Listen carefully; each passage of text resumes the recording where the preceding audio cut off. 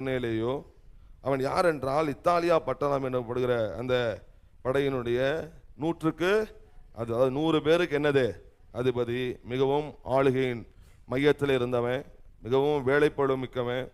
ஆனாலும் அவன் தேவனுக்காக ஒரு வைராக்கியம் உள்ள ஒரு ஜீவியத்தை அவன் செய்தான். ஆமீன் சொல்லுங்க, அல்லேலூயா. தேவன் மெச்சிக்கொள்ளத்தக்கதாக ஒரு ஜீவியத்தை அவன் செய்தான். ஆமேன். தேவனுடைய இருதயம் குளிரத்தக்கதாக ஒரு ஜீவியத்தை அவன் செய்தான். தான தர்மம், அவருடைய ஜபம், தேவனுக்கு நினைப்படுதல், அவர் சமூகத்துக்கு போனது.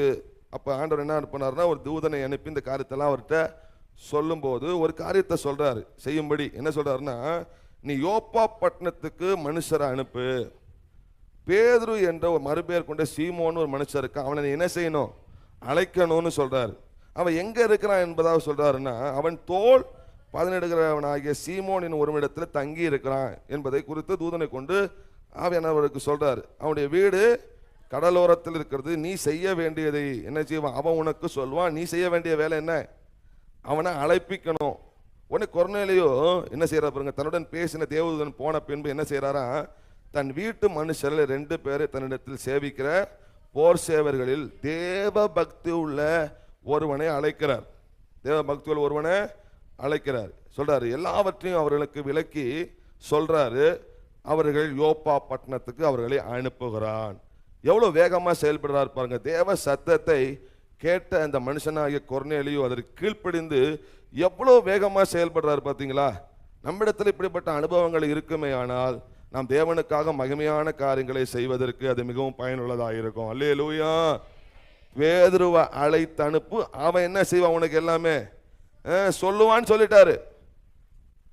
யார் அந்த பேதுரு, ஏன் இங்க வரணும் என்றெல்லாம் அவன் என்ன செய்யல, கேட்கவே இல்லை. ஆண்டவர் அவனோடு பேசுறார், தூதனை கொண்டு பேசுறாரு, அப்படியே கீழ்ப்படுகிறான். தாமதம் இல்லாம அவளை அனுப்புறான். எப்பொழுதுமே விசுவாசிகள் அறிய வேண்டிய காரியம், தேவஜனங்கள் அறிய வேண்டிய காரியம், தேவனுடைய ஊழியம் செய்ய கனத்தை பெற்ற ஊழியர்கள் அறிய வேண்டிய காரியம், தேவ சத்தம் தொனிச்சிடுச்சுன்னா தாமதம் இல்லாம கீழ்ப்படிஞ்சிடும். எவ்வளவு வேகமா நம்ம செயல்படுறோமோ அவ்வளவு வேகமா தேவனும் செயல்படுவார். ஆமேன் சொல்லுங்க.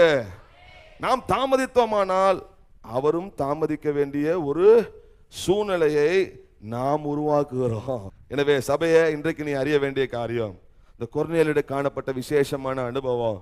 அவன் தாமதிக்காமல் தேவ சத்தம் கேட்டானையும் வேகமா என்ன செய்யறான், கீழ்ப்படுகிறான்.